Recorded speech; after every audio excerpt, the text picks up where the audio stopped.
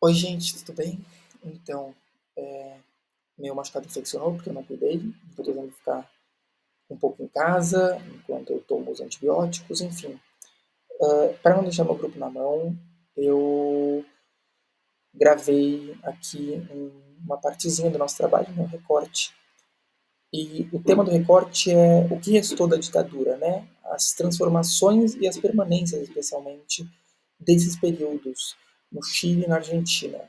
Essa pergunta, na verdade, é o título de um livro feito por um grupo de intelectuais destacados, o Paulo Arantes, o Vladimir Safatli, que está muito em voga agora por falar do fim da esquerda, e a Maria Rita Kell, uma psicanalista importante, o Thales Absaber, outro psicanalista importante, amigo do Rubens Revold, o pai da Rita.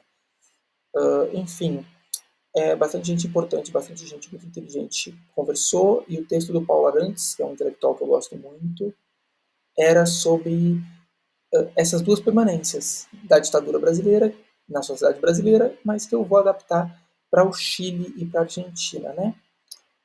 Essas permanências seriam a exceção econômica e a sociedade do desaparecimento, junto com a ideia de contra-revolução.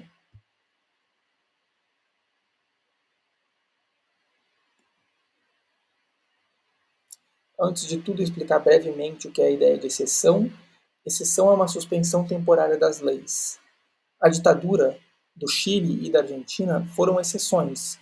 Como a Isabel e a Gabi explicaram, essas ditaduras elas envolveram a suspensão da lei, né? Uma nova lei, uma lei distorcida e uma lei que foi suspensa efetivamente e deu lugar à violência, fuzilamentos, enfim. Mas a exceção em cerne é essa suspensão da lei. E a exceção econômica é a suspensão da lei partindo de justificativas econômicas. Então, basicamente, eu vou cortar a educação, vou cortar a saúde, e vai ser porque a gente está em crise econômica e a gente vai precisar violar as leis um pouco para reestabelecer a economia do país, né? E ambas as ditaduras, tanto da Argentina quanto a do Chile, foram ditaduras que operaram sobre exceção econômica. Então, essa frase do Paulo Arantes eu acho muito interessante, que basicamente o que ele está dizendo é o mesmo Estado que fazia uma exceção jurídica, né, que matava, que estuprava, torturava, também aprovava medidas neoliberais da mesma maneira não democrática. O Chile, especialmente, a Gabi adora muito esse tema, então imagino que ela tenha falado sobre, eu não vou me aprofundar, mas o Chile foi um laboratório para o neoliberalismo, né, para a escola de Chicago. E a Argentina também foi um regime muito neoliberal, apoiado pelo Fundo Monetário Internacional, o FMI. Então, ambos esses regimes tinham economias ortodoxas, no sentido de serem voltadas ao liberalismo.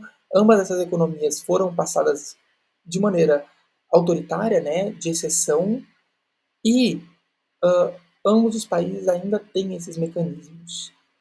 Como eles têm esses mecanismos?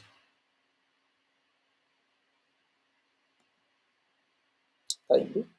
Aqui. Essa exceção econômica nunca acabou no Chile.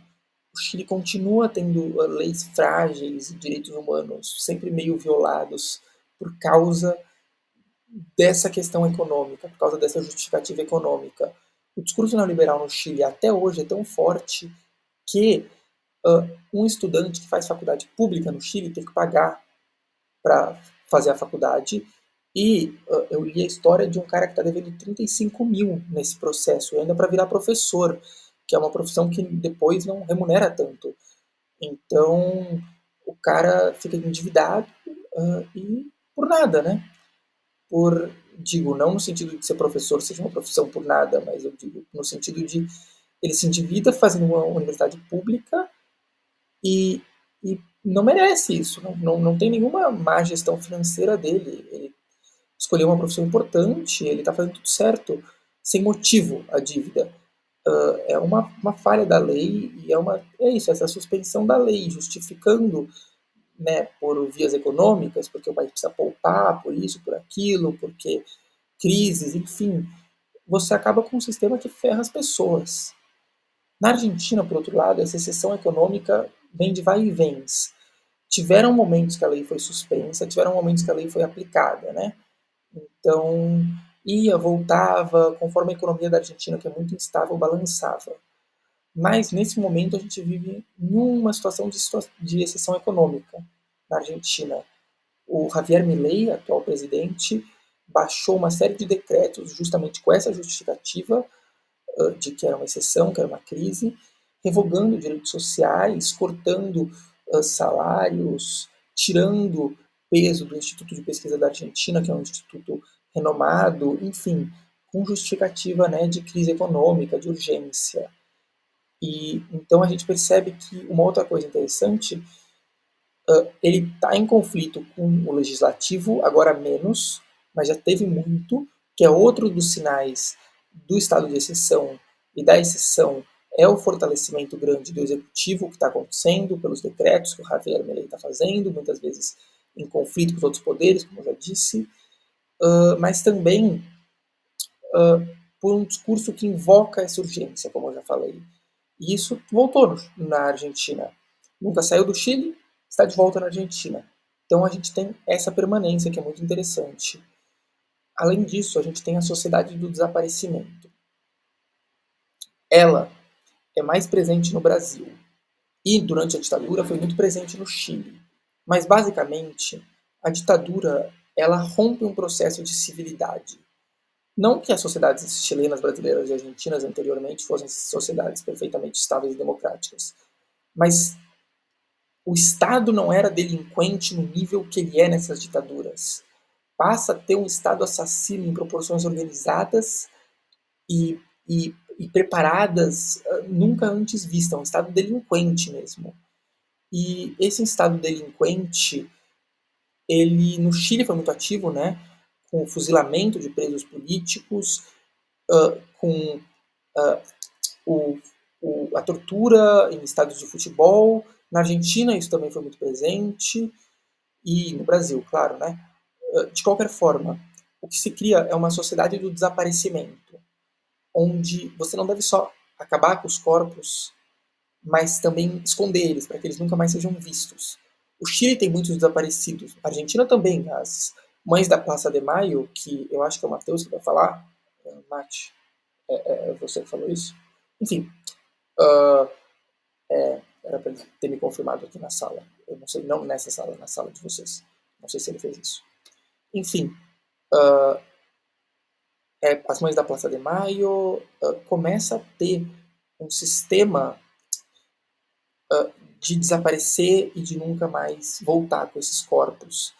E hoje em dia isso se mantém, tanto no sentido de repressão política da ditadura, então a gente tem as repressões brutais do governo Milei aos protestos contra a privatização, as repressões brutais dos carabineiros, que são os policiais chilenos, policiais militares chilenos, mais ou menos, fazendo uma analogia grossa que o João Gabriel não vai gostar, que também são extremamente violentos. Quando as manifestações no Chile em 2019 por maiores direitos começaram, esses carabineiros eles mataram não, desculpa, agrediram em torno de 2.499 pessoas, que pelo menos que foi denunciado, né? Mais abusos sexuais, estupros, enfim. Fora isso, tem aquela história do carabineiro que derruba no rio um estudante e, especialmente, essa questão de sumir com o corpo um pouco se dilui, enquanto continua com o caráter de reprimir o corpo, mas a essência desse processo, que é de apagar o outro, se mantém muito fortemente. O Estado se mantém sendo delinquente, e em proporções enormes, né, em proporções legislativas. O crime estatal, a violência estatal organizada. E isso se mantém em ambos os lugares. Eu também vou adicionar uma última coisa, que é a repressão política pela ideia de contra-revolução. Isso é uma ideia que um historiador americano ele origina que pensa basicamente que a ditadura foi uma contra-revolução preventiva. Por quê? Em geral, quando tem um processo revolucionário muito forte, existe um processo conservador. São os ciclos da história, vem e volta. Mas, ainda como consequência das revoluções que em 1917 iniciaram o grande século XX, o, os estados latino-americanos iniciam contra-revoluções sem uma revolução. Tem uma supressão sem a liberação, sem a distensão. E isso é muito fascinante, claro, mas também abre espaço para vários questionamentos, né? Por que isso aconteceu? Financiamento americano. Mas, além disso, foi uma tendência reacionária da sociedade reagindo a nada, reagindo a faíscas, né? Aquele socialismo do Allende, que era um socialismo que não tinha risco nenhum de virar revolucionário, até porque ele não se dizia revolucionário, ao peronismo, que era populista no máximo, não era uma ideologia de extrema esquerda. Enfim, a contra-revolução é um processo que ainda não terminou, porque o discurso anticomunista continua, mesmo que não sei, desde sempre, nunca teve ameaça comunista, mas a direita continua fazendo uma contra-revolução preventiva eterna da ameaça comunista, né? Para destruir essa ameaça comunista que já foi destruída. E hoje em dia isso continua. Continua na repressão policial, continua nos parlamentos neoliberais, enfim, continua de diversas formas. Tem um filósofo alemão da guerra, Clausewitz, que diz: a política é a maneira de continuar a guerra. E é basicamente isso. Já acabou, eles ganharam. A direita ganhou, né? Não teve revolução, nunca teve esse risco, mas se tinha em algum momento esse pensamento, não vai ter. Mesmo assim, eles continuam batendo nessa tecla, e o Milley bate nessa tecla, né? De combate ao comunismo, ao Estado forte, enfim. A direita chilena bate nessa tecla, ou a direita brasileira também.